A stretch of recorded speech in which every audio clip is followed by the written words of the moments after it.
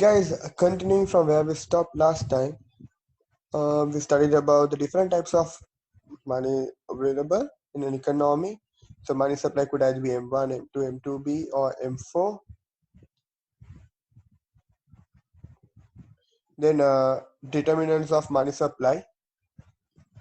Okay, if you ask me what determines the money supply in an economy, it is determined by the assets and liability of a bank.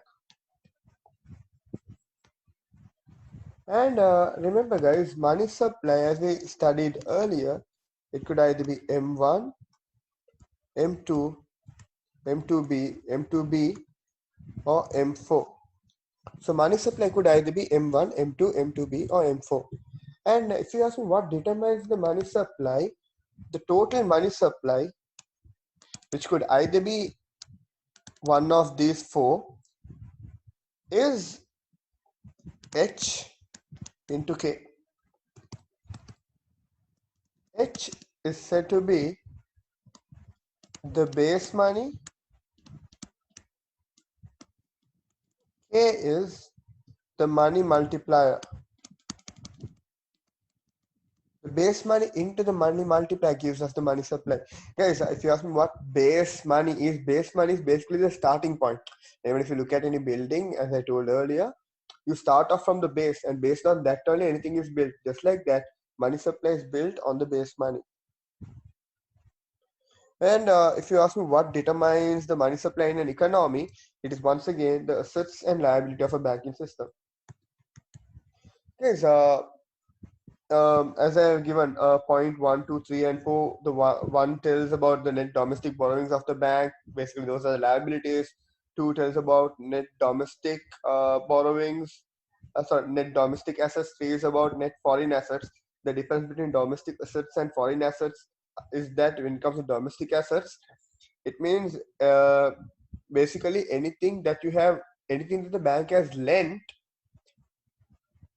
to within the country. Foreign assets means anything the bank has lent to another country or any assets of another country. For example, foreign currency is a bank has got, those falls under foreign assets. On the other hand, domestic assets means anything the bank owns which is part of their own country. Especially the asset is anything they have given as loan, and the other assets also. Let's see how the money supply is affected. Guys, now what I'm going to explain is the relatively most important one. As we all know, assets equals liability. And I told money supply is H into K.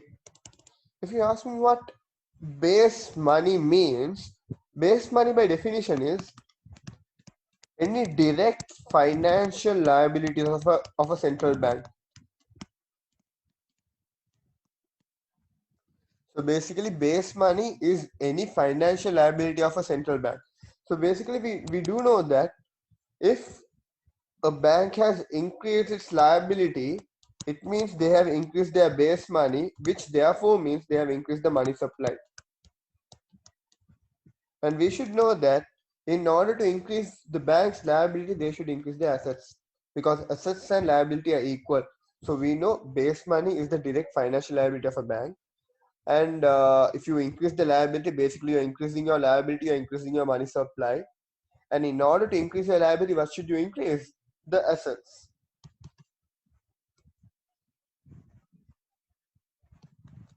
I given 4 ways how it gets affected. So first one, when government borrows money from the bank to finance a deficit, then the money supply increases as the public has the currency. Okay, now it's like this, guys. Now let's say government borrows money from the bank, central bank. And why do government borrow? Government borrow to spend money. So when the government spends, the money goes to the public. So basically bank borrows and then they spend, it goes to the public. So when it goes to the public, currency with the public increases, therefore obviously money supply also will increase. So that's the first one. Second one, when commercial bank lends money to the private sector, then demand deposits are created. This initial lending would lead to deposits in future, and demand deposits increases money supply. Guys, just like that, let's say the bank lends money to the public, meaning maybe it could be the public, it could be people, or even could be to another business. So let's say bank lends to a business.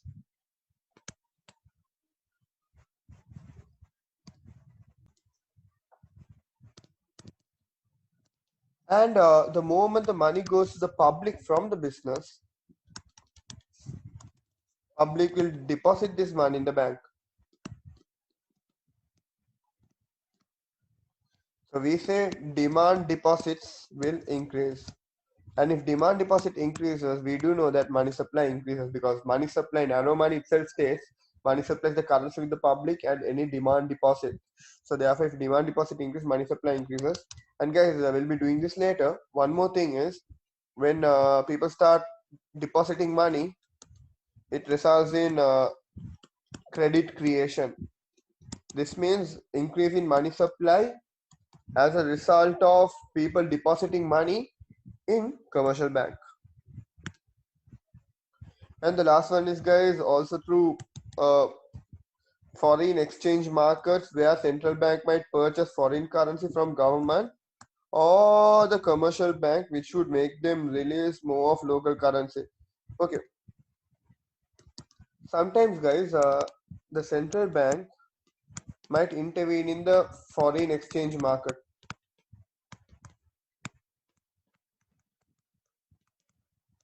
Let's say central bank wants to buy foreign currency. Maybe commercial bank has some foreign currency, or maybe some public has some foreign currency. Therefore, let's say central bank wants to buy the foreign currency.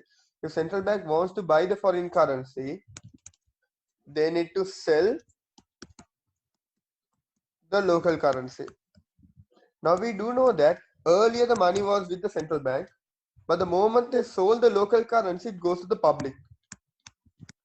That means local currency goes to the public, CP rises, money supply rises.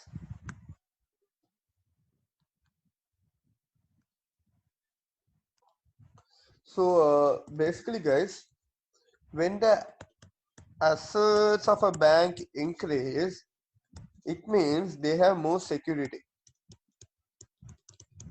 because assets is something they own, and it can act as a security whenever the bank is going to go in liquidations, like sorry, when the bank is going to face liquidity problems. And so basically an increase in assets would increase the security of a bank.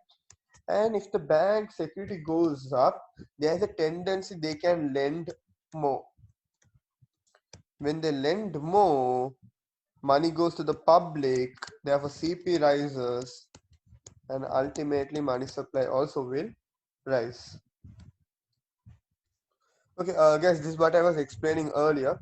According to Central Bank of Sri Lanka, there are two major definitions of money supply, which could or Monteiro aggregate, and they are base money, which we also call as reserve money or high powered money, and broad money.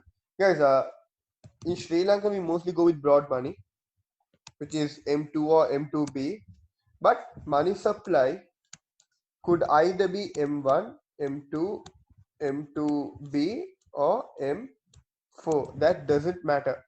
Most of the time in Sri Lanka, we go with M2 or M2B. According to Central Bank of Sri Lanka, there are two major determinants of monetary aggregate. One is base money and the other one is broad money. So I've given an explanation here. A bigger money supply is built on the base. So guys, remember,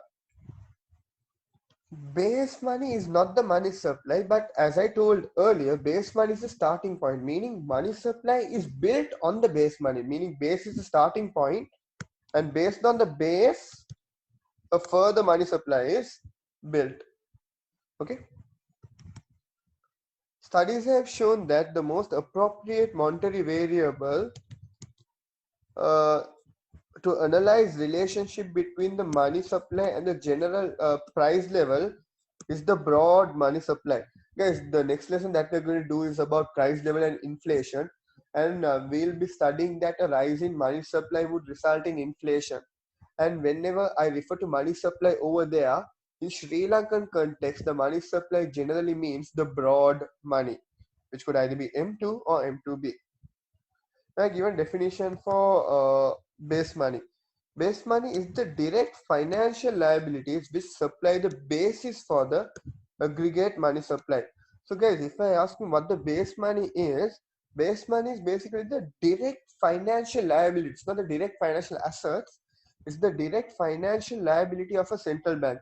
If you ask me what the direct financial liabilities are, I have given a simple balance sheet on the right side with liabilities here and assets here, and there are quite a number of liabilities. The direct financial liabilities are the first four components. This summed up together gives us the base money, which is H. So if you ask me what is base money, it is CP, currency with the public, CKB, currency with commercial bank, RR, deposit of commercial bank with central bank. Guys, every single commercial bank needs to hold some money in the central bank. I've given the reason below. And not only that, guys, deposit of other institutions in central bank. So remember, guys, whenever someone deposits money in central bank, for example, let's say commercial bank deposits money in central bank. If they deposit money in central bank, for commercial bank it is an asset, but for central bank it is a liability. That's why it comes as a liability. Direct deposits of commercial bank with central bank. And you might be asking why public currency is also liability. Guys, think like this. Now, whenever central bank wants to give money to the public or anyone, or to the commercial bank,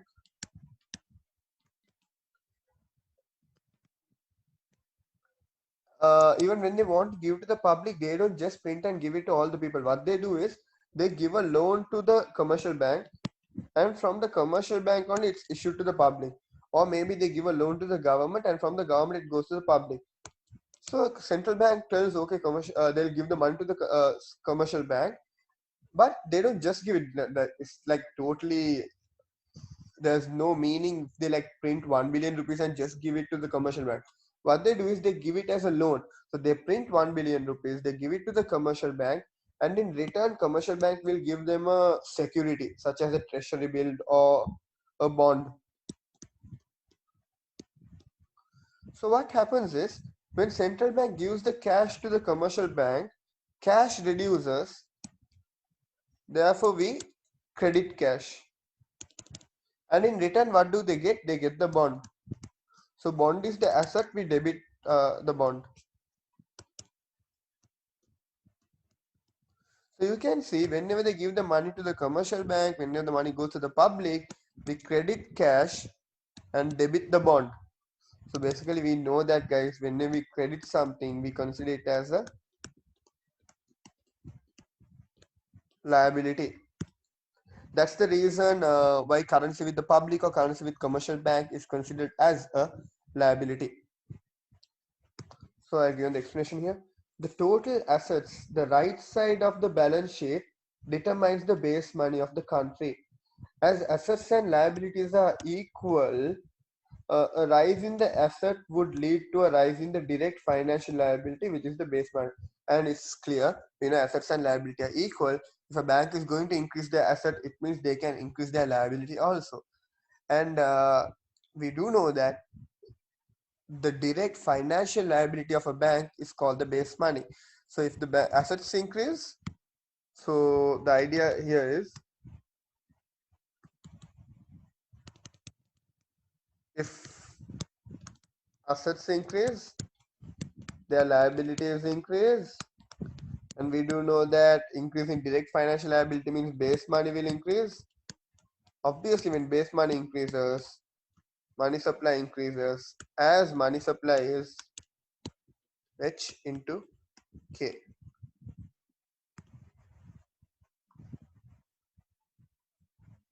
And some people might ask, okay, what is the reason why commercial bank needs to hold deposit on central bank? Guys, one reason is it's like this.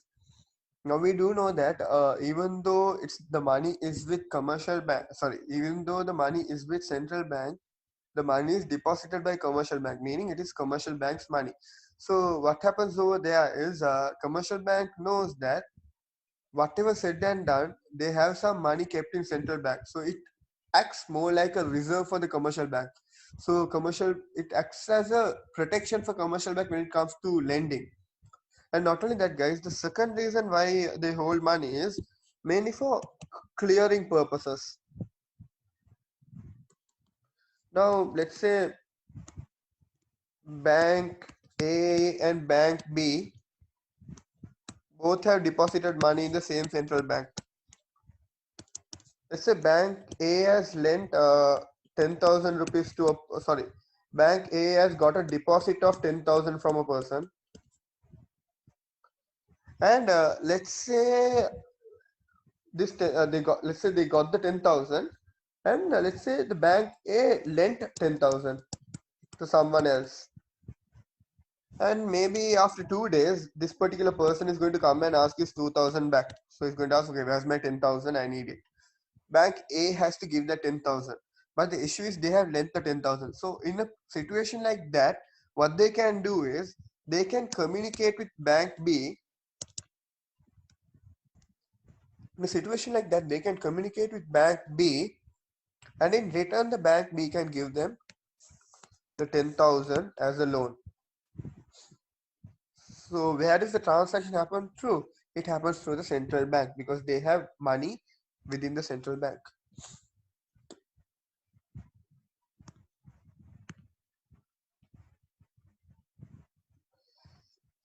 So guys, I've given the explanation here.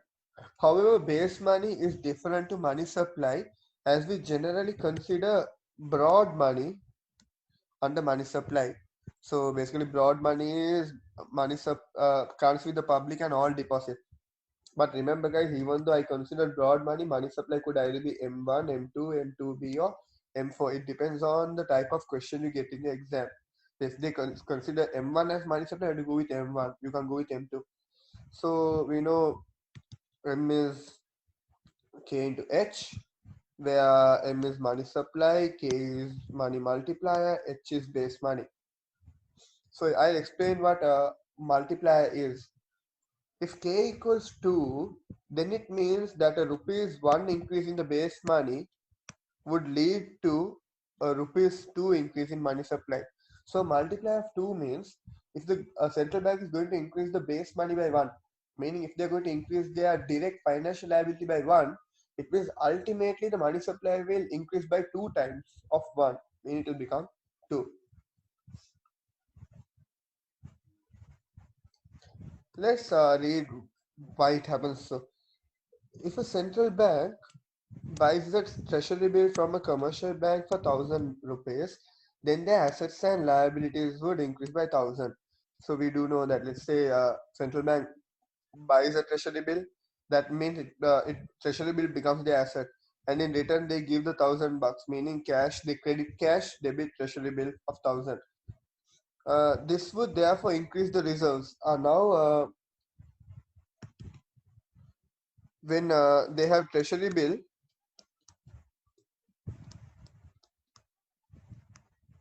their reserves go up because treasury bill is an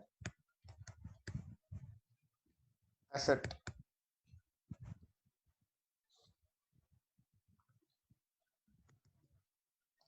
An increase in reserve by 1,000 would enable them to increase lending by 1,000, which would lead to further demand deposit and further lending.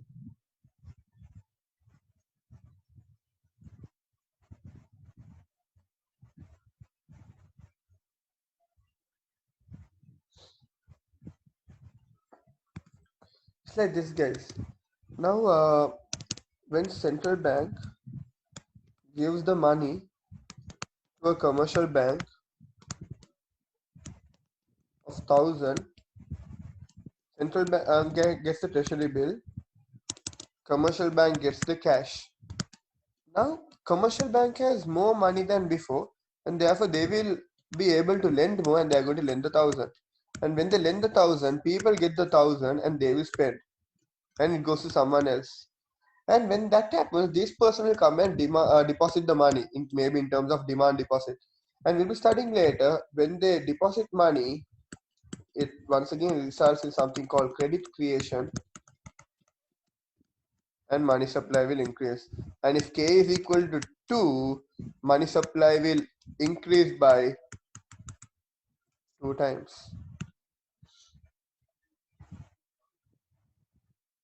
In Sri Lanka, we calculate money supply in various ways such as M1, M2, M2B and M4. Mainly consider M2.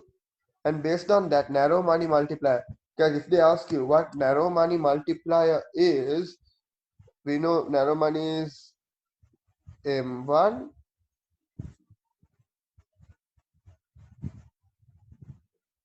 base money is H. M1 over H gives you narrow money multiplier. Broad money multiplier is M2 over H. Consolidated broad money is M2B over H, and very broad money is M4 over H.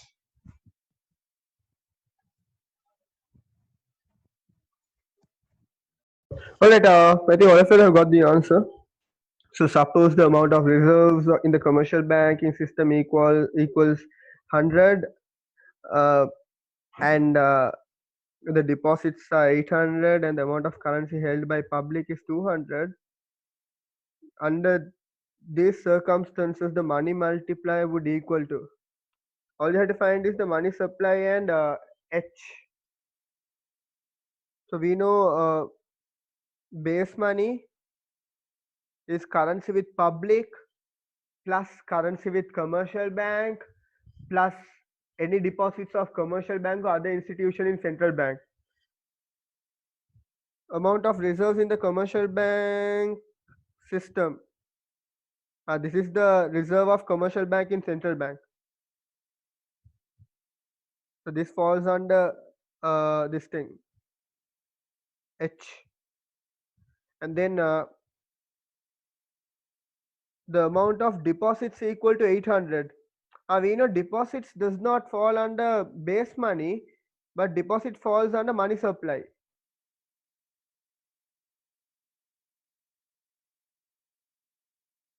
So under money supply we have a 200.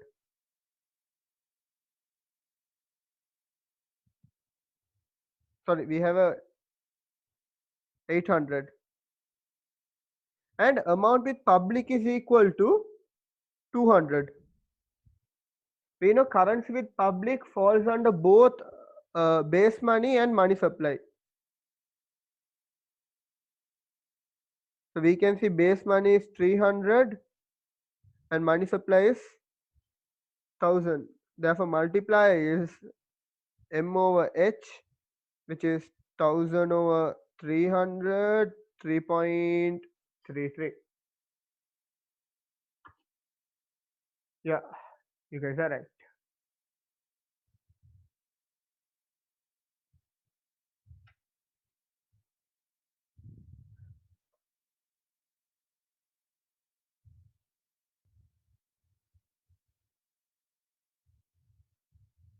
And then we can do the question number 3 also.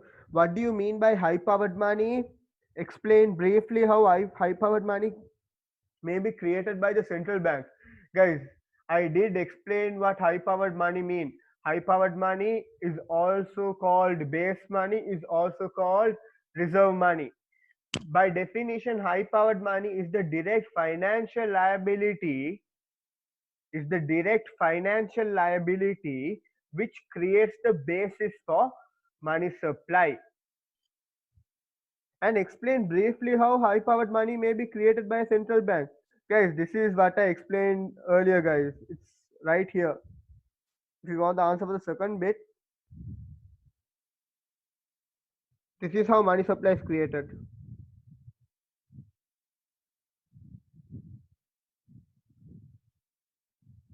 This is how base money is created. because we know base money is direct financial liability. So all you have to see is, if they ask you how can they create how can they create base money, then think of ways how they can create the financial liability, meaning by giving a loan to the government, by giving a loan to the public, sorry, by giving a loan to the private sector, or by buying foreign currency in the foreign exchange market. By doing all the above three, they are giving money to the public, which increase the base money. And over here, what are the determinants of money supply in an economy? Guys, once again, if they ask you a question like that, all you have to know is money supply is H into K, base money and multiplier. So if they ask a question like what are the determinants of money supply, you tell, okay, money supply is H into K, where H is base money and K is money multiplier. Therefore, what affects money supply is anything that affects base money and anything that affects K. We know anything that affects base money was explained in part 1. So when you're writing for this thing, you can just refer to part 1 and write it again. And then you have to tell factors that affects multiplier, and we haven't done multiplier yet, guys. Okay. So if they ask you what affects money supply, now it's much more easier. What is money supply? Base money into multiplier. That means what will affect money supply? A change in base money or change in multiplier. A change in base money is answered in part 1. That means change in multiplier, we'll be doing it later.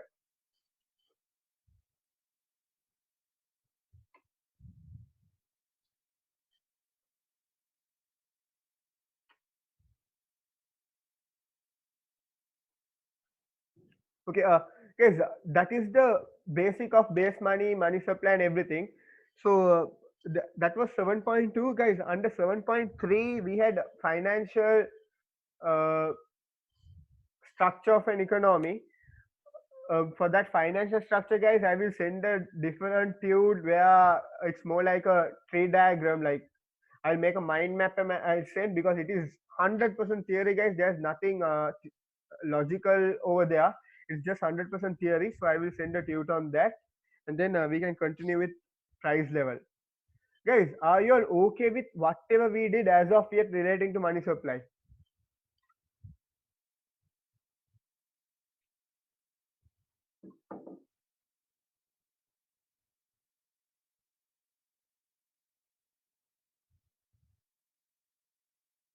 Cool, guys. And remember, as I always say, econ is the most theoretical subject, meaning you can't bluff, guys. When it comes to the exams, you can't just go and write something that you think of.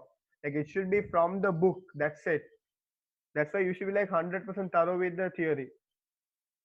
Okay, coming to 7.4, price level. All right, guys, price level by definition means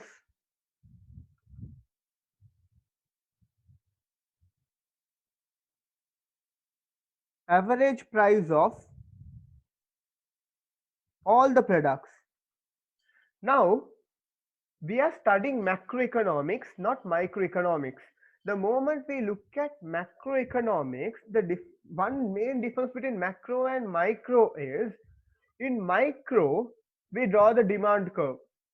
We put price and quantity.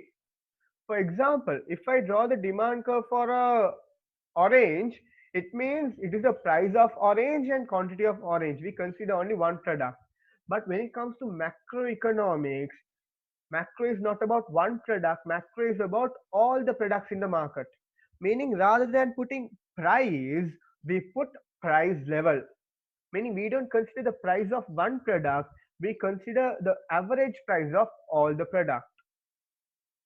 And then even in microeconomics, guys, okay, when it comes to the y-axis, we had price. On the x-axis, we had quantity. What comes under quantity? Quantity of a given product, like a quantity of orange over here. But in macroeconomics, rather than putting quantity, we put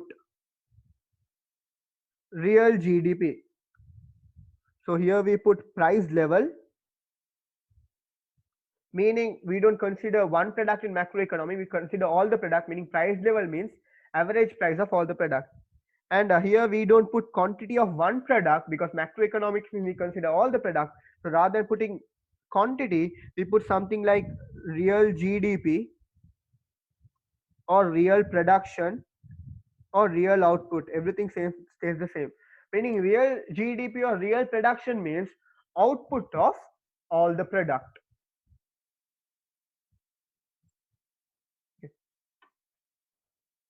So price level, average price of all the product. So I've given certain words. A price of a given good or service is called, sorry, the value of a given good or service is called the price. For instance, you can say Apple is more valuable. Sorry, Apple iPhone is more valuable than Oppo because Apple has a higher price than Oppo. Basically, the price shows the value of a product. Okay, higher the price, higher the value. Lower the price, lower the value. And then when the price changes, the quantity of goods that can be bought also would change with a given amount of money. It's obvious, right? When the price increases, can you buy more, buy less?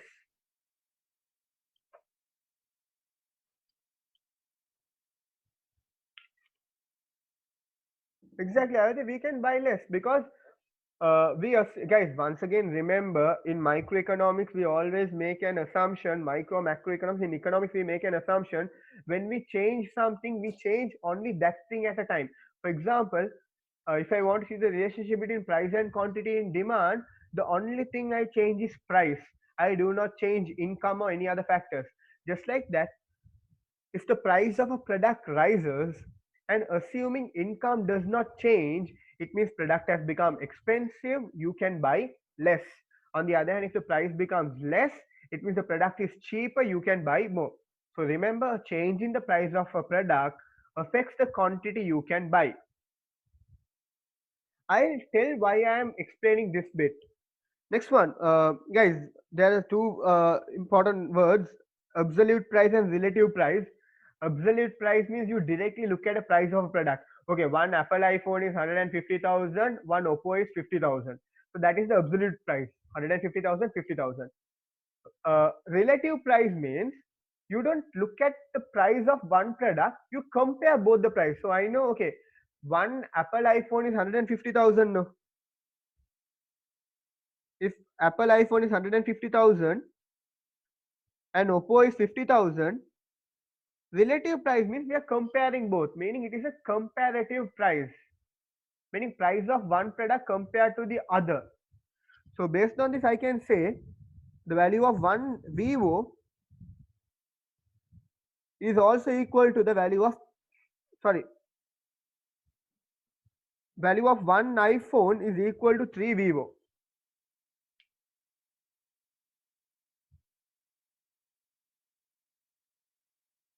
So relative price also means comparative price, price of one product compared to the other, meaning it is a ratio.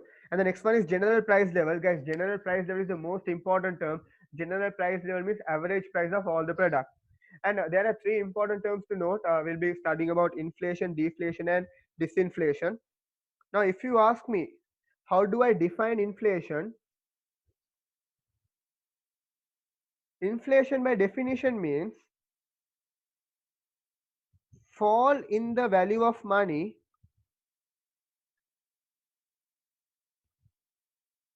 due to a general rise in price level.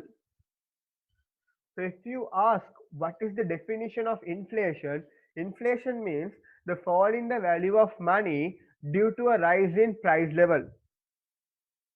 So I told price level means average price of all the product.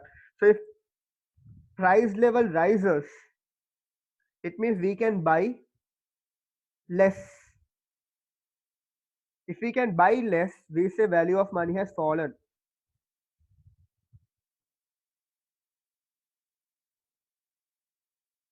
For example, let's say you had 100 rupees last month, sorry, last year, and you have 100 rupees today. And let's say one simple Hackstoffy, one Hackstoffy was 2 rupees last year, and let's say now the same X toffee is 3 rupees. That means you have the same 100 rupees in hand last year and this year. Last year, how many X toffee were you able to buy?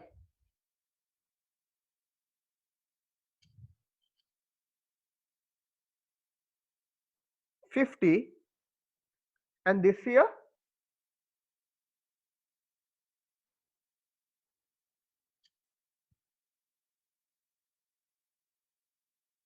Exactly, this year we can buy 33. So if you ask what is the value of money in economics term means real value. Real value means purchasing power of money. So in terms of money, you had 100 rupees last year and this year, but the price level went up. When the price level goes up, it means the same 100 can buy less than before. Purchasing power has fallen. A fall in purchasing power means the real value has fallen. What is real value? The purchasing power, meaning can you buy more, buy less. If you can buy more, it means purchasing power of money has gone up. If you can buy less, purchasing power of money has come down. When there's inflation, it means you can buy less. If you can buy less, it means purchasing power of the money has fallen, real value of money has fallen. That's why we take the definition. Inflation means a fall in the value of money due to a rise in price level.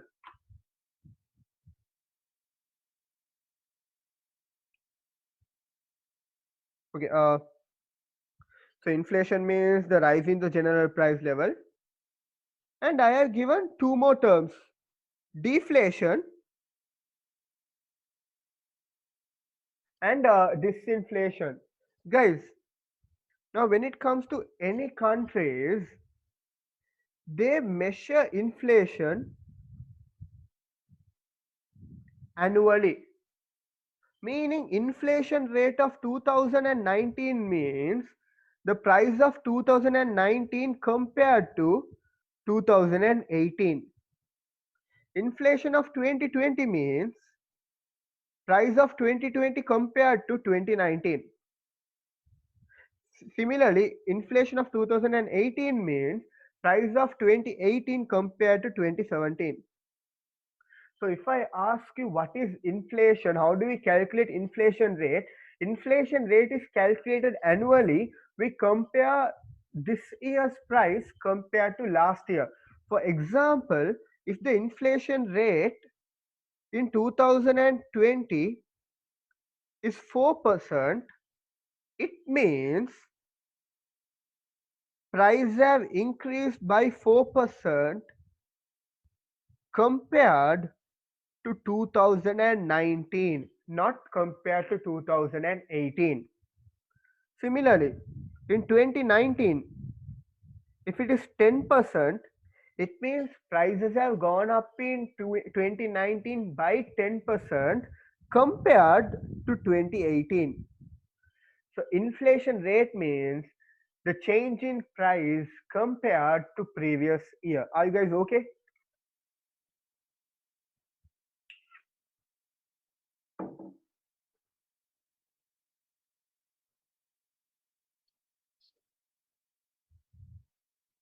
Cool. Guys, let's say, okay, I put some hypothetical numbers, 2016, 2017, 2018, 2019, 2020. Let's say in 2016, the inflation rate was 6%, let's say it's 10%, 8%.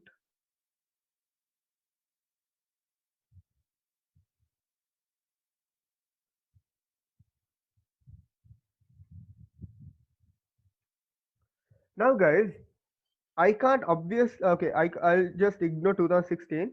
Now, what I can say is in 2017, prices have increased by 10% compared to 2016, meaning prices are increasing at a higher percentage. Therefore, I say there is inflation.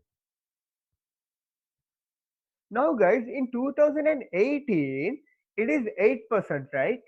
Does that 8% mean prices have fallen or prices have increased? That's my question. Now, it has become 8%. Does that mean prices have fallen or increased?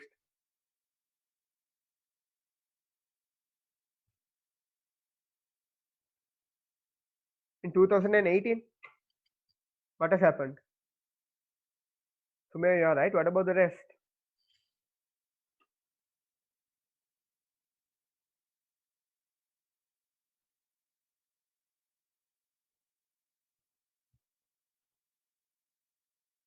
Yeah, others, you should think a bit more. But guys, 2018, the prices have increased because I told at the beginning, inflation is calculated annually compared to previous year. So what this 10% means is, compared to 2016, prices have gone up by 10%. But this 8% means is, it is still plus 8. It means compared to 2017, prices have gone up by 8%, but at a slower rate. Prices have increased. Meaning last year it increased by 10%, this year it is rising by 8%. So if prices rise at a slower rate, it is called disinflation. So disinflation means there is inflation, the prices are rising, value of money is going down, but at a slower rate. Just like that, 8% to 5% means still it is plus, meaning in 2019 prices are going up, but at a much slower rate. Meaning inflation, value is going down, but at a slower rate. The following year it is minus 3%. What does that mean? Prices have increased or fallen?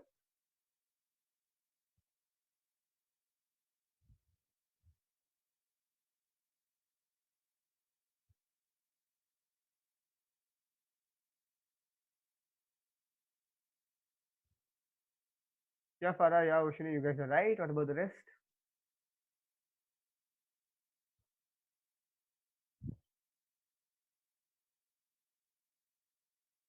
No, because I have given percentage in Shira. I just gave the percentage. It now the inflation rate, the percentage is always compared to last year. For example, 6% in 2016 means, 6 means, I'm not put a minus, so meaning it is a plus. So 6% in 2016 means prices have gone up by 6% compared to 15. In 2017 it is 10%. It means prices have gone up by 10% compared to 16. In 2018 it is 8%, meaning prices have gone up by 8% compared to 17, but 8% is a smaller number compared to 10%, meaning prices are rising at a slower rate. That is called disinflation. And 2020 it is minus 3%. Minus means prices have actually fallen. If prices fall, it is called deflation. And guys, if prices fall, can you buy more, buy less?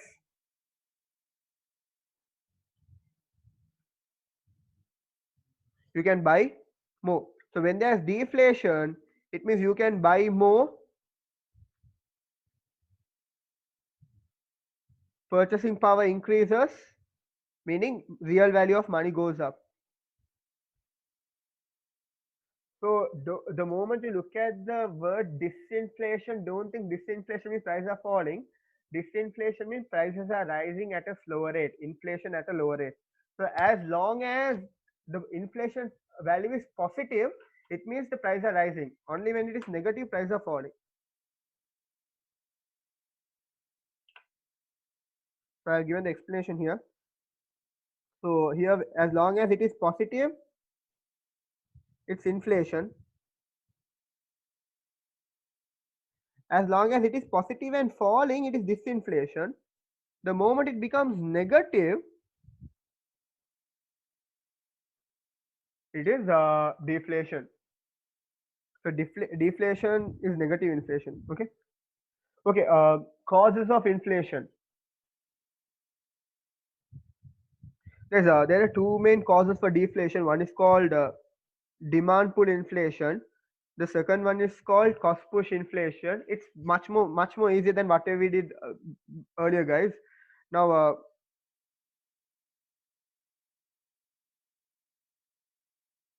We know we have price level, and we know we have real GDP or real production, doesn't matter. And there's aggregate demand, there's aggregate supply, P naught. And let's say aggregate demand rises, and we know aggregate demand is C plus I plus G plus X minus M, meaning if any of the components rise, if C, I or G rises, that means AD also will rise, AD will shift to the right. And when AD shifts to the right, the price level goes up. So basically, this is demand pull inflation. Demand pull inflation means a rise in aggregates demand would pull up the price, meaning a rise in aggregate demand results in inflation. That is called demand pull inflation. So demand pull inflation is caused by a rise in aggregate demand. And in order to explain demand pull inflation, guys, we have two theories. One is called Keynesian theory. The other one is called using the quantitative theory of money. Because guys, in economics we have two main types of economists, group of economists. One, just like in accounting, you can either do mainly you can either do CIMA or ACCA. Just like that, when it comes to economics, there are two main groups. One group is called Keynesian, the other group is called monetarist. Now, what Keynesian supported was their view. What monetarist supported was their personal view. Monetarist told inflation could be explained using something called equation of exchange. What monetarist told was, the moment you hear the word monetarist, monetarist was a lot to do with money. What monetarist told was, I agree with demand pull inflation. We say okay, a rise in aggregate demand results in inflation. We agree with it. But guys, demand means, are you selling or buying?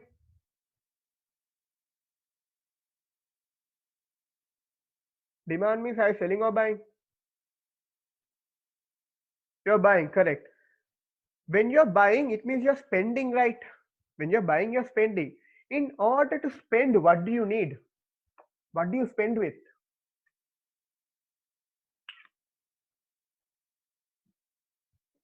Correct, Hannah? You spend with money. So this is what Monterey told. Monterey told, okay, I support demand pull inflation, but according to me, demand pull inflation takes place due to a rise in aggregate demand, right? In order to spend more, in order to demand more, you require more money. So increase in money supply would mean people will demand more, it would lead to inflation. So this is explained using quantitative theory of money. According to quantitative theory of money, what they say is, if money supply goes up by 10%, it means price level also will go up by 10%. A rise in money supply would lead to an equal percentage rise in price level. That is that is explained using quantitative theory of money. Why? Because a rise in money supply means people can spend more. When they spend more, demand rises. There's demand for inflation.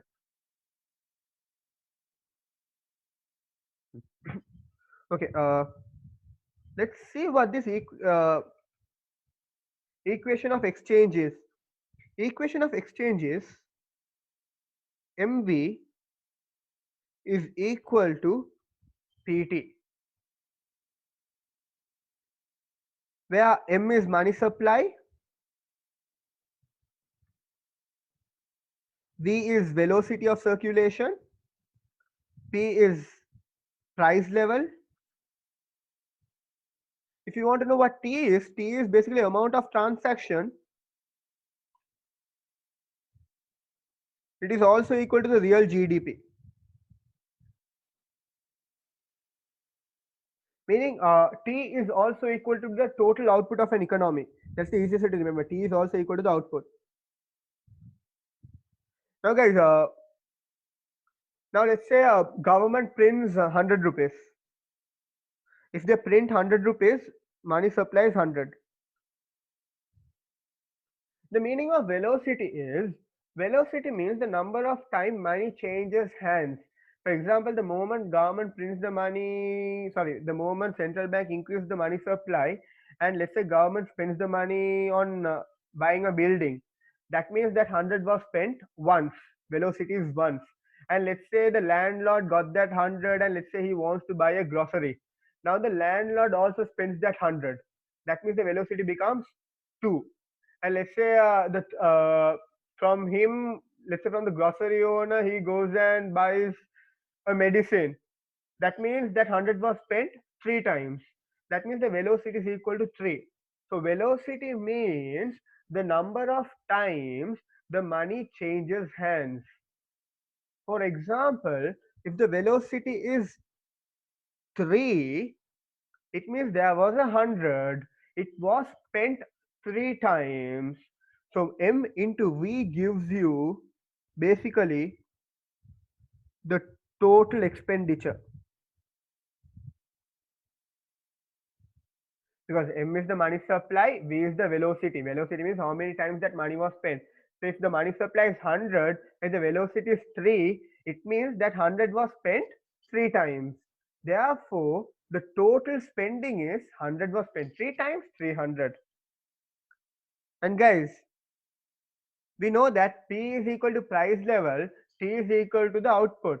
So basically guys, price into output is the value of output. No, so if the price is, let's say price of a face mask right now is 30 bucks, and let's say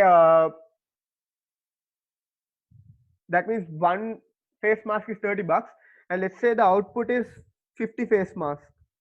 That means the total value of output is one face mask is 30 bucks and we have 50 face masks, therefore the total output is 150. And we know that guys, we have studied, you all would have studied it in grade 12, the total expenditure should equal to the total income, which should also equal to the total output. So we have studied expenditure equals output, which is equal to income. So PT gives us the total output, meaning it gives us O. MV gives us the total expenditure, meaning it gives us E. So we know E is equal to O. So 100 into 3 should also equal to PT, which is meaning this also should equal to 300. Did you understand why I told? Did you understand this bit, guys? If you have any doubt with this, all right. So most of the people tend to get confused with V. V means velocity, how many times the money was spent. So if money supply is 100 and velocity is 3, okay. Let's then explain it. So M is money supply, V is velocity. If money supply is 100 and velocity is 3, it means that 100 was spent 3 times. That means the total expenditure is 300. And on the other hand, P is price level, T is transaction or real GDP output. So P into T gives you the total value of output. For example, if a face mask is 30 rupees, that means one value of one face mask is 30.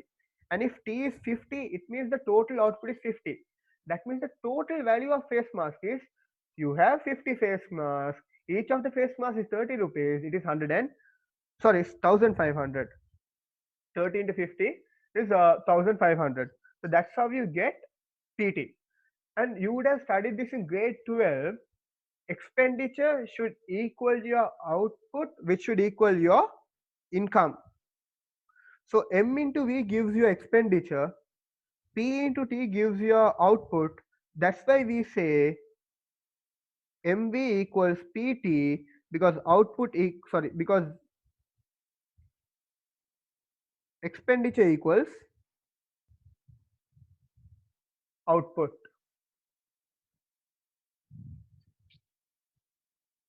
All right.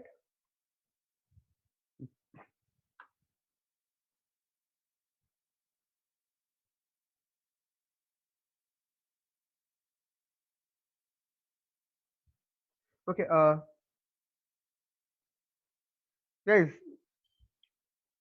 now when monetarists explained this, they made two important assumptions. What they told was velocity and T, meaning real GDP, were held constant. Meaning, what they told was in the long run, velocity and real GDP does not change. The main reason why velocity, guys, it is an assumption, okay? The main reason why velocity does not change is it is because of the habit of people.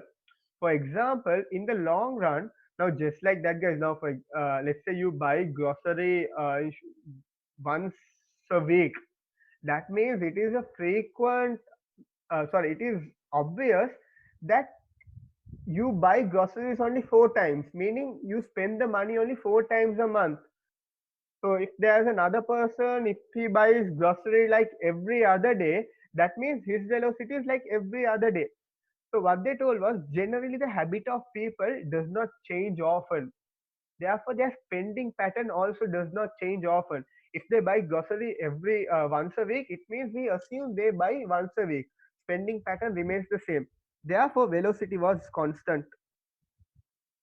And on the other hand, real GDP also was held constant because according to, and you all would have studied that, guys, in the long run, sometimes aggregate supply curve can take this shape, meaning output is always at the full employment level. And monitor is told in the long run you're always at the full employment level, meaning in the long run the output will always be YF, meaning output does not change.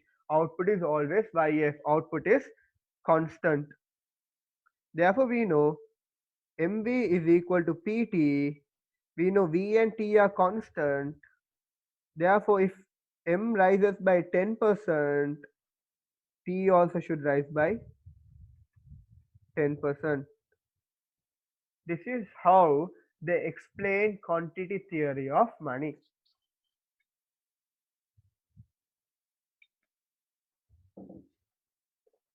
Guys, are you all thorough with quantity theory of money?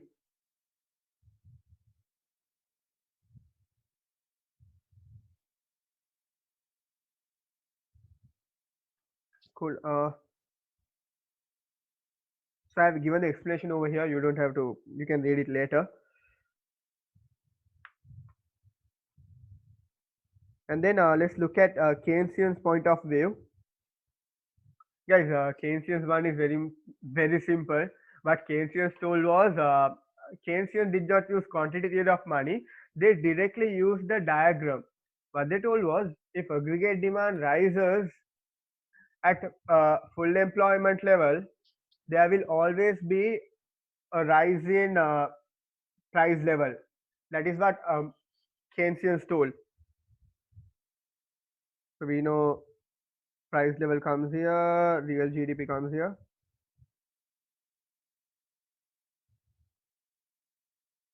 Sorry, aggregate supply, YS,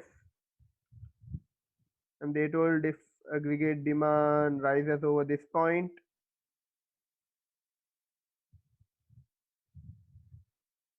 price level goes up. So Keynesian's point of view is it's very easy. According to Keynesian, a rise in aggregate demand could be shown using aggregate demand aggregate supply diagram, and a rise in aggregate demand due to a rise in consumption, investment, government expenditure, or net exports. Okay, next is the question. This is what they are given in your syllabus, but to make things easy, you can just draw the usual aggregate supply curve that I drew at the beginning. You don't even have to worry. You can just draw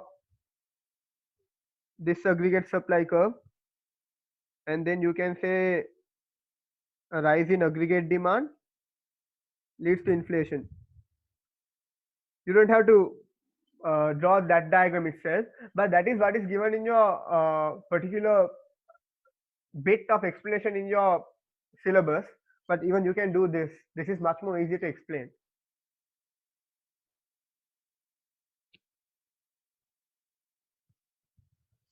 And then guys, cost push inflation.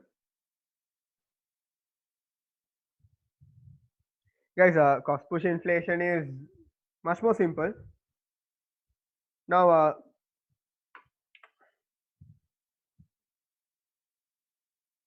if firms have a rising cost, the two main reasons are due to labor groups and oligopoly actions. Now, guys, if your cost goes up, can you produce more, produce less?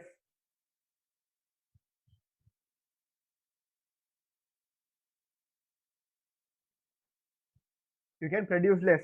Meaning, when your cost increases, you can produce less. Produce means supply. So, production falls, aggregate supply falls, meaning aggregate supply curve will shift to the left. So, we will have aggregate demand curve like this. We will have aggregate supply, it will shift to the left. Price level goes up. This is called cost push inflation. So cost push inflation means a rise in the cost of production, a rise in the price of input, meaning a rise in the cost of production would lead to a lower level of production being lower level of output being produced, aggregate supply curve shift to the left, pushing up the price. The two main reasons are due to labor actions and oligopoly. For example, if you look at a country like Sri Lanka, is nowadays we don't have it, but every other week we have a strike, right? In town hall we have a strike asking for a higher wage. So when laborers get into action asking for a higher wage, firms will end up paying the higher wage. So wage is a cost. So if cost goes up, it is cost push inflation. Over here, because it is due to a rise in wage, we call it wage push inflation. And the other main reason is due to oligopoly. Guys, who are oligopolies?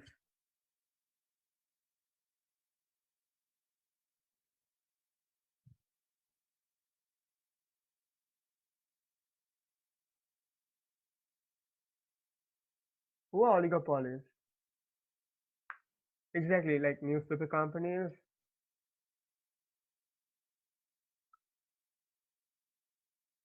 Okay, guys, if you want to know the proper definition of oligopoly, oligopoly is where there are few large firms dominating the market, and they are interdependent on each other. Few large firms dominating the market and they are dependent on each other. For example, the hotel industry in Sri Lanka, we do have thousands of hotels, guys. We do have thousands of hotels in Colombo. But even though we have thousands of hotels, only few are dominating. Meaning, out of the thousand, maybe 10 are dominating, like Shangri-La, Hilton, Taj, Golf Ace Hotel. Only few are dominating. Meaning, amongst the few, there is a high level of competition. Meaning that 10 is a much bigger player compared to the remaining 990. Meaning, we know there are many podi hotels, but those hotels are not as significant as the large firms. So oligopoly, there can be many firms, but dominated by only few firms. Meaning within that few firms, there's a high level of competition. So what happens is when there's oligopoly, within the few firms, there's high level of competition. And in order for the firms to get competitive advantage, in order for them to get a higher level of profit, they might try to make their product relatively different. They might tend to invest in research and development. And when they invest in research and development, their cost goes up. If cost goes up, we obviously know it leads to cost push inflation. So these are the two main reasons what results in cost push inflation. And guys, one more thing that I want to emphasize is when you're writing cost push inflation, try to relate it to something called imported inflation, because many people do not write it.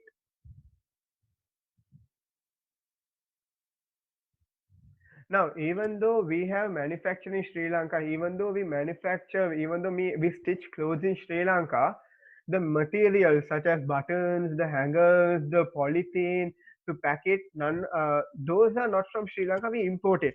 Now, generally, let's say exchange rate depreciates. If exchange rate depreciates, what happens to price of imports? I always relate exchange rate to price of export. So always remember exchange rate and price of export as a positive relationship. Meaning price of export will fall, price of import will rise. And now the governments will think because the exchange rate has fallen, the price of import has gone up, and therefore now I am going to import the raw materials such as buttons, the polythene. I'm going to import it, but at a higher price, meaning cost goes up, leads to cost push inflation. In this case, cost went up due to imports. This is called imported inflation.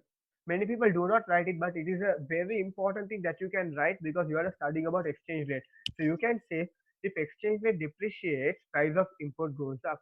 If a company imports a lot of materials from other countries, it means the cost of production would rise, leading to cost push inflation.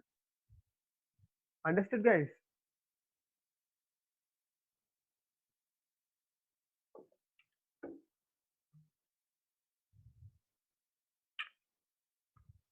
All right. I'll quickly go through it. So this takes place due to a fall in aggregate supply. So aggregate demand will be like this. A fall in aggregate supply like this. It leads to a rise in price level. Guys, now one important thing to note is now both demand pull inflation and cost push inflation leads to a rise in price level. Understood? But if you look at demand pull inflation, when there's demand pull inflation, diagram number one, when there's demand pull inflation, what happens to output? When there's demand pull inflation, what happens to output?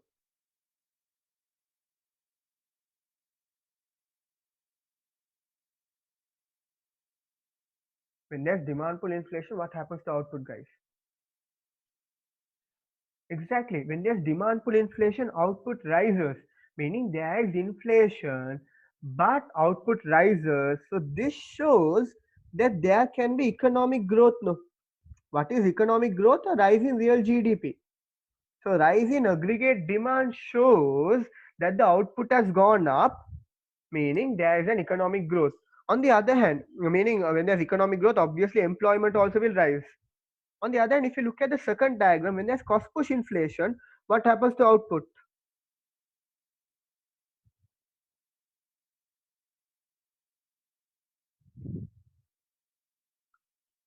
Exactly. Output decreases. Meaning when there's cost push inflation, output decreases, meaning cost push inflation could lead to recession. So out of the two inflation, which one is better? Obviously demand pull inflation seems to be better because demand pull inflation indicates that there is economic growth, while cost push inflation leads to a fall in output. Yes, I'll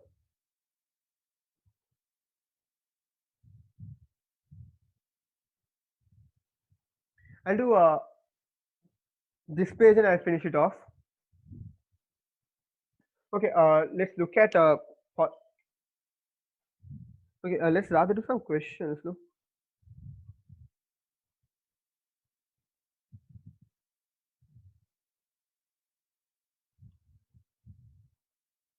Yes, I hope I didn't explain for all three, but let's try to do these questions with you.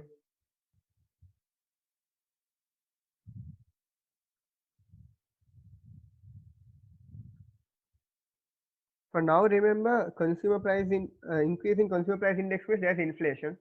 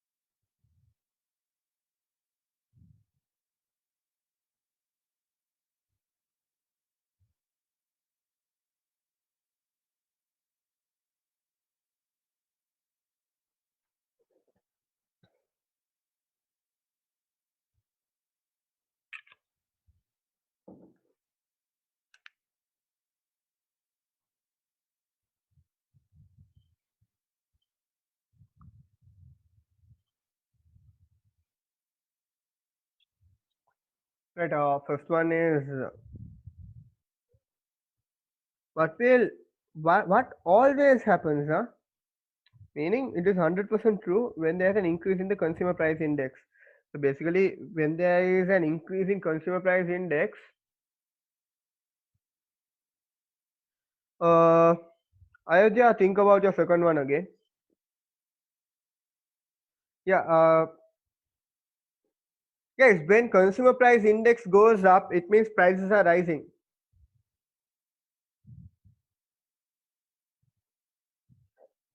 Guys, just because option A is wrong, some people are given option A.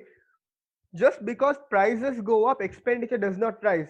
Because expenditure is priced into quantity. The total amount you are going to spend is priced into quantity.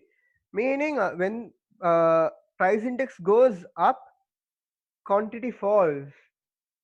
Therefore, you do not know whether expenditure will rise or fall. In order to see what happens to expenditure, you need information about quantity. Therefore, option A is gone. Because price goes up, quantity will come down. A rise in price does not mean expenditure is going up because expenditure is priced into quantity. Second one, an increase in the cost of living. That is obvious now. When price goes up, products are expensive, cost of living goes up. Guys, some people end up putting C, a reduction in living standard. Guys, the reason living standard does not fall, I can't say living standard does always fall because sometimes, guys, a rise in price could be due to a rise in aggregate demand. No? And I told that when aggregate demand rises, it leads to economic growth. So just because prices have gone up doesn't mean your living standard has come down because sometimes you can say price can go up due to a rise in aggregate demand. When there's demand pull inflation, the living standard actually increases because there is economic growth. So you can counter argue that, saying it doesn't always happen. But therefore the answer is B. Question number two. When the cost of production goes up, aggregate supply curve will shift to the left. So it is not a movement. Movement means it's like this, huh? Movement means from point A to point B. That is a movement. But what results in a movement? A change in price level. What results in a movement? A change in price level. But when the cost of production changes, it doesn't result in a movement, it results in a shift to the left. So the answer is C. And the third one, guys, to do the third one, we should have done the other bit, but I just explain it quickly. During 1 year, the national output of the economy increased by 8%.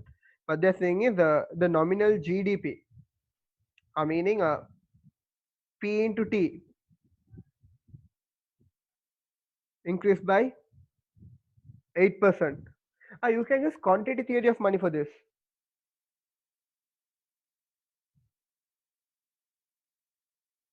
While the index of the prices of all goods and services produced in the economy increased by 3%. So you can see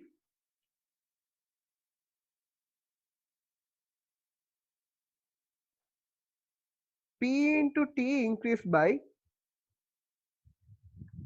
8%. P increased by 3%. That means T should increase by 5%. That gives you 8%. So the answer is B. Because guys, I told that just because you look at the word T, don't come up with many other impressions. T means real GDP.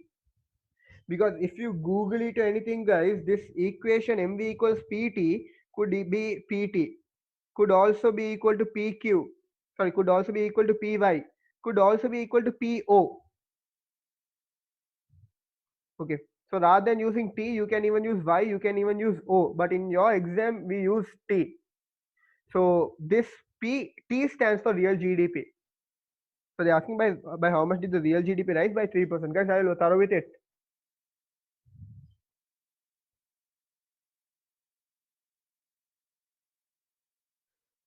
All right, great guys. So a quick summary. We started off with base money. I told base money is the direct financial liability of a bank, of a central bank, and money supply depends on the base money. We did that, and then I started off with inflation. Inflation means the price level goes up. Therefore, inflation is the fall in the value of money due to a rise in price level, because when there is inflation, the purchasing power of money falls, the real value falls. Disinflation also means the price level goes up but at a slower rate. So for example, if it is 10% this year and 5% next year, that means disinflation. Deflation means prices are falling, meaning the rate of inflation is negative. The two main causes of inflations are demand pull and cost push. Demand pull could be explained using two theory. One is called the Keynesian theory, the other one is quantity theory of money. For quantity theory of money, what they say is a rise in money supply by 10% would lead to inflation by 10%. What is explained under Keynesian's view is they directly took the diagram, aggregate demand, aggregate supply diagram. They showed if the aggregate demand rises, price level goes up. What you have to remember is whenever there's demand pull inflation, when aggregate demand shifts to the right, along with inflation, output goes up. Therefore, demand pull inflation could be as a result of economic growth. And the next one is cost push inflation. Cost push inflation takes place due to a rise in cost of production, mainly due to labor unions and oligopoly working in order to make a profit. So when that happens, cost of production goes up. Remember, when there is cost push inflation, the output does not rise, the output falls. So out of the two inflation, which is better? Demand pull inflation. All right, guys, let me know if you all did not understand whatever we did today.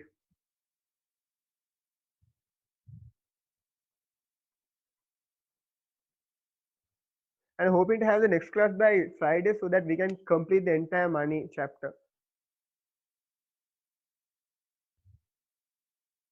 Okay, let's do the last question. In order to do the last question, you used this. Cool, Roshan. I'll try to do it on Friday. In order to do the last question, using our this formula, equity of equation of exchange. So we know MV equals PT, and they told the real output. So we know PT is the output. No, we know PT is output. They told output increased by 8%, and they told price level went up by 3%, output went up by 8%. That means obviously T should have gone up by 5%, no, because 3 plus 5 only gives you 8%. T also means real GDP. So they are asking by how much did the real GDP change. So if they ask you real GDP, always look at by how much did T change, because T means real GDP. So PT means output. They told output increased by 8%. That is what I put here. Are you okay, Lexter?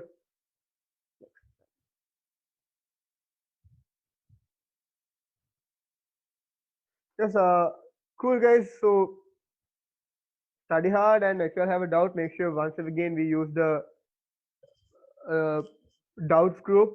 And sorry for losing all the connection in between.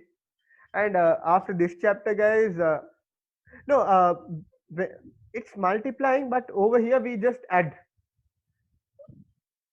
So it is good you thought like that. Okay, the others can leave. I'll just explain to this guy.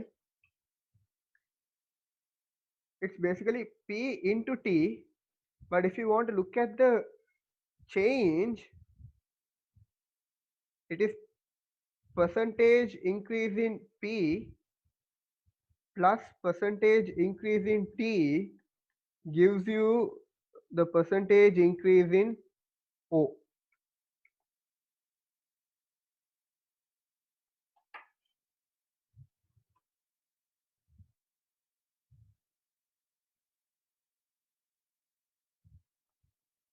Okay.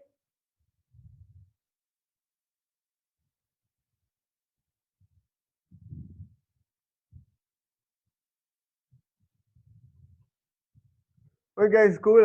Study hard, take care, and yeah.